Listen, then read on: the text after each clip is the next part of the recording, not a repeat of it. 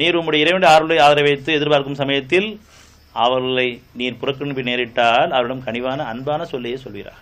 முதல்ல குடும்பத்திலிருந்து பழகணும். நம்ம நல்ல இந்த மாதிரி பேச கற்றுக் கொடுக்குறவனே, கனிவான அன்பான பேச்சை நான் பேசணுமே, எனக்கு பேச கற்றுக் கொடுக்கணுமே, எனக்கு பேச தெரியலையே, நம்ம வந்து இவனை பணிஞ்சிடணும்.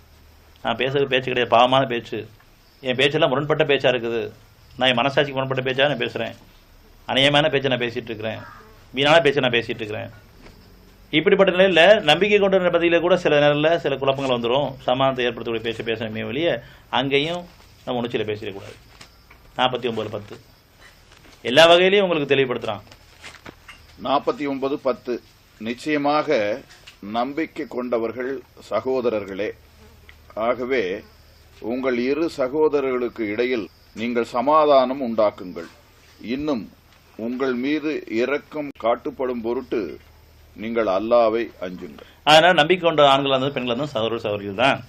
ஆகவே உங்கள் இரு சகோதரிடையே நீங்கள் சமாதானத்தை விரும்புங்கள். உண்டாக்க உங்களால் முடியாது, விரும்புங்கள். இன்னும் உங்கள் மீது இரக்கம் காட்டும் பொருட்டு நீங்கள் அல்லாஹ்வை அஞ்சுங்கள். நம்பிக்கை கொண்ட மத்தியில் 2 பிரச்சனை, ஒரு ஆண்களுக்கோ பெண்களுக்கோ பிரச்சனை வரும்பொழுது ஷைத்தான் குழப்பத்தை உண்டாகிட்டு இருக்கான். அதனால சமாதானத்தை விரும்புறவங்களுடைய பிடிச்சவங்க போய் நிற்காதீங்க, நியாயம் விடுறீங்க. அதனால் நீ சமாதானத்தை விரும்புறீங்களா அல்லது சண்டை சர்ச்சை விரும்புறீங்களா அப்படிங்கிறத இவன் கவனிக்கிறான். எந்த சூழ்நிலையும் இங்கே சமாதானத்தை விரும்பாமல் இருக்கணும் வெளியே சண்டை செய்ய விரும்பக்கூடாது, வீணான பேச்சுகளை பேசக்கூடாது, நியாயம் இல்லாத பேச்சுன்னு பேசக்கூடாது.